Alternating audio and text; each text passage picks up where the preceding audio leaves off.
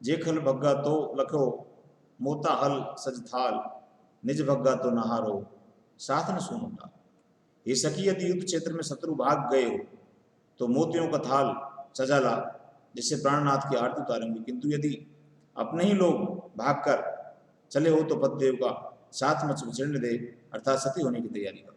एक जमाना था विद्यार्थियों कि जब दो शासकों के बीच में युद्ध होता था, दो राजाओं के बीच युद्ध होता था, तो लगभग ये तय था कि एक को हारना था, एक को जीतना था। लेकिन जीतने वाली सेना हारने वाली दुर्ग पर अटैक करके आक्रमण के उस पर कब्जा करके वहां की रानियों को प्रताड़ित किया करते थे, जितने भी कुकर्म उनके साथ किया करते थे। इससे बचने के लिए वो सती हो जाया करते थे। तो यहाँ एक सखी दूसरी सखी से बातें कर रही है कि यदि हमारा झंडा लहराता हुआ वापस लौट रहा है तो मानो हमारे सैनिक जीत कर आए हैं, तो पतियों की या पति की पूजा करने के लिए मोतियों को थाल सजा कर लेकर आओ। और यदि हार गई हमारी सेना तो सती होने के लिए चिता जला। विद्यार्थियों जमाना बदलता गया, बहुत तेज जमाना बदला, और ना जाने कितनी स्वरूप हमारे सामने आए। जिंदा जल जाना बहुत बड़ा बलिदान था। एक बहुत बड़ी रूपरेखा तैयार की जाती थी और हंसते हंसते महिलाएं, रानियां, समस्त अपनी महिला कर्मचारियों के साथ अपना जीवन त्याग देती थी। कितना बड़ी बलिदान था देश के लिए।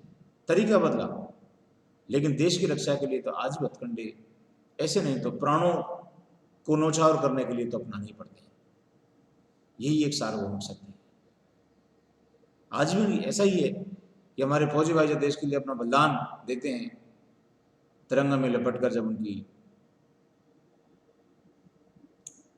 शव यात्रा निकाली जाती है तो पूरे गांव में से सम्मान में सलामी दी जाती है। और वह माँ आज भी यही परमात्मा से निवेदन करती है, जैसा हम अखबारों में आए दिन पढ़ते हैं, आप भी पढ़ते होंगे, कि मेरा दूसरा बेटा है, उसको मैं फौज में भेजना चाहती हूँ। तो इस तरह का बलिदान हमारे इतिहास में लंबे समय से चला आ रहा है।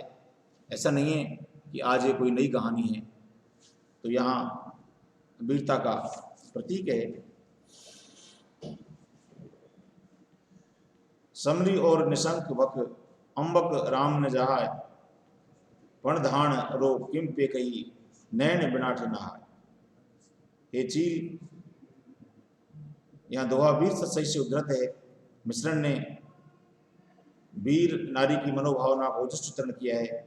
वीर नारी कहती है कि हे वली, हे चील, मेरे पति के अन्य अंगों को तू निसंकोच खा ले, परंतु उनके नेत्रों को मत खा, क्योंकि यदि तू मेरे पतियों को नेत्रहीन कर देगी तो वे अपने पत्नी का सतीत्व होने का प्राण पालन कैसे करेंगे।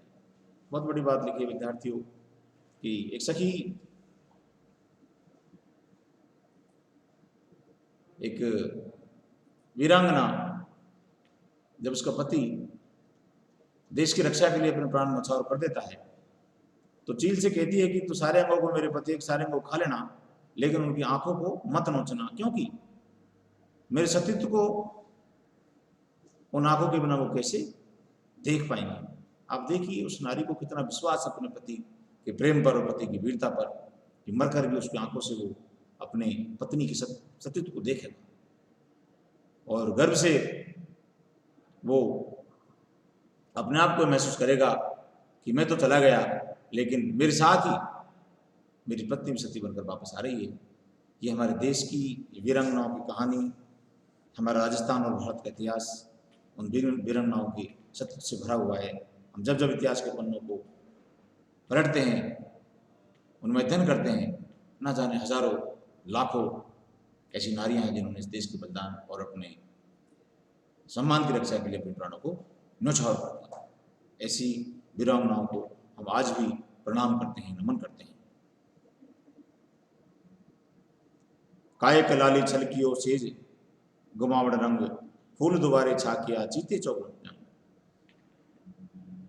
यहाँ कवि ने वीर नारी के स्वागत कथन पर आधारित है। वीर नारी अपने मन में काला सिंह को लक्ष्य कर कहती है कि हे काला लिन, तुमने ये क्या छल किया कि रति सैया का आनंद नष्ट हो गया। ये पतिदेव तो तेरी बढ़िया शराब से मस्त होकर भी युद्ध का भी चौगुना स्मरण करते हैं। यहाँ रति सैया का आनंद ही नष्ट हो जाता है। पतिदेव तो तेरी बढ़िया शराब से मस्त होकर भी युद्ध का ही चौगुना स्मरण करते हैं, क्योंकि विद्यार्थियों वीर पर सदा युद्ध का नशा छाया रहता है। वीर जो लोग होते हैं, वीर जो पुरुष होते हैं, आज की भाषा में हम कहें कि फौजी भाई जो होते हैं, उनके दिल और दिमाग को हमेशा एक वीरता का नशा रहता है, जो शराब पीने से और भी बढ़ जाता है। यानी वो लोग शराब पीकर अधिक वीर अपनी मूंछों पर ताव देते हैं। आपने कई बार देखा होगा, फिल्मों में देखा होगा, धारावाहिकों में देखा होगा, पढ़ा होगा कि फौजी अपनी मूंछों पर ताव देकर अपने देश की रक्षा के लिए, अपने प्राणों को न्यौछावर करने के लिए तैयार हो जाता है। ये हमारे वीरों की कहानियां, ये हमारे वीरों की विशेषता है।